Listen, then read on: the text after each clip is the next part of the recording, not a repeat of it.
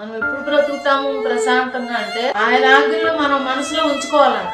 శనివారం రాగానే వస్త్రం కట్టుకోవాలి, ఈరోజు ఉపవాసం ఉండాలి, ఆదివారం దేవుని మందిరంలో ఉండాలి, బుధవారం దేవుని మందిరంలో ఉండాలి, మనం పగలంతా ఉపవాసం ఉండాలి, ప్రార్థన చేసుకోవాలి, పరిచర్య చేయాలి, దేవుని మందిరంలో మనకి ఇచ్చిన పరిచర్య ధర్మాన్ని నెరవేర్చుకోవాలి. ఇవి మనం మనసులో ఉంచుకోవాలి, అప్పుడు బ్రతుకుతామంటున్నాడు. దేవుని యందు అసలు భయం భక్తి ఉంటే మనం లాభం పొందుకుంటాం అని అంటాడు కదా.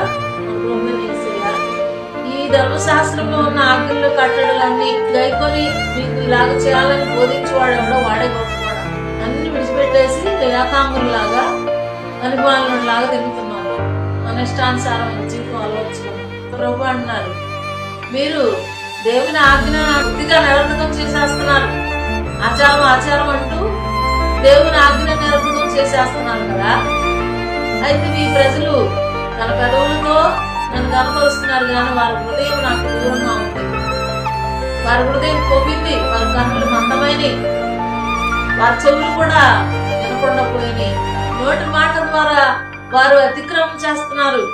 మేము చెయ్యం, మేము ఈ ఆజ్ఞను పాటించం, మేము కట్టుకొని తెలగొట్టలేం, నాకు అక్కర్లేదు, మేము ఉపవాసం ఉండలేం. ఒక ఆమె అట్లాగా ఉంది, నేను ఉపవాసాలు చేయలేకపోతున్నానండి అంది. ఏంటి 52 ఏళ్ళకే సగం వయసే అయింది, ఉపవాసం చేయలేకపోతుందంట. రోజుకు 3 సార్లు 4 సార్లు తింటామమ్మా. ఈ తిండి వలన ఐక్య విచారం వలన మొత్తు వలన అపవాది మనల్ని మోసం చేసేస్తున్నాడు. ఏమ్మా దేవుని దగ్గర ఇన్ని ఆశీర్వాదాలు పొందుకున్నావు దేవుని కొరకు, ఒక్కరోజు ఉపవాసం ఉండలేవా? ఏదో ఒకటి టిఫిన్ ఏదో తింటున్నాము, మనం శాంతం నోరు కట్టుకొని కూర్చోవట్లేదుగా. ఏమోనండి నాకు నీరసం వచ్చేస్తుందండి, తినకుండా నేను చేయలేకపోతున్నా, నేను ఉండలేకపోతున్నా, దేవుని ఆజ్ఞ నేను పాటించలేకపోతున్నా.